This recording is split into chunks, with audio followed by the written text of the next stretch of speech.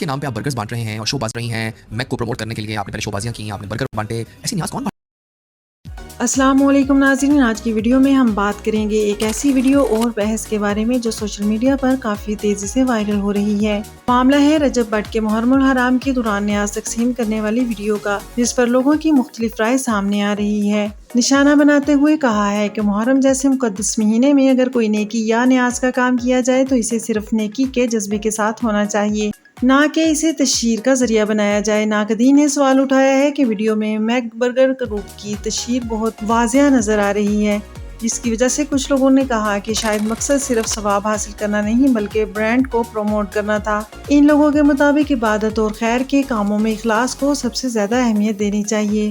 Video میں رجب but نے بتایا کہ اس نے 10 لاکھ کے تو صرف برگر خرید کر ہی لوگوں میں تقسیم کیے ہیں. اس پر لوگوں کا کہنا ہے کہ انہوں نے نیاز کم بانٹی ہے اور شو آف زیادہ کیا ہے.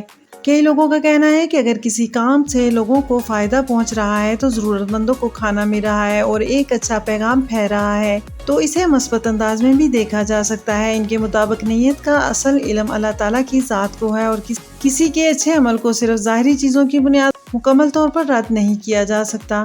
کچھ لوگوں کا یہ بھی کہنا ہے کہ آج کے دور میں سوشل میڈیا پر ہر کام شیئر ہوتا ہے، لیکن اصل چیز یہ ہے کہ اس کام سے لوگوں کو فائدہ پہنچتا ہے یا نہیں، اور کام کرنے والے کی نیت اچھی ہے یا پھر بری. آخر میں فیصلہ آپ نے کرنا ہے کہ آپ اس معاملے کو کس نظر سے دیکھتے ہیں. کیا یہ صرف ایک نیکی تھی یا پھر تشہیر کا پہلو سامنے آ رہا ہے؟ ناظرین، اپنی قیمتی رائے کا اظہار کمنٹ سیکشن میں ضرور کیجیے گا. اگر آپ کو آج کی ویڈیو پسند آئے تو اسے لائک کیجیے، شیئر کیجیے اور کمنٹ کیجیے، اور اس طرح کی مزید ویڈیوز کو دیکھنے کے لیے میرے چینل کو سبسکرائب کیجیے.